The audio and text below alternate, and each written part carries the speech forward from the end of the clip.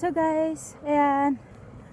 Ayan, malamig na. So, yung oras niya, oras dito, alas 3. Pero umaambon. Nakakaloka. Nakakaano kasi pag yung nag-vlog ka dito tapos may tumitingin sa'yo. So, ayan. Para akong timang dito tinitingnan ng mga tao. So, ayan. Tingnan nyo man yung ulo ko.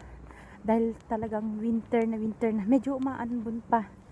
Kaya, kakaloka. Umaambon na, kalimutan kong kumuha ng payong. Dahil kukunin ko si Yana. Then, winter na as in. So, alas 3 pa lang ng hapon, ganito ng itsura. Walang araw, malamig.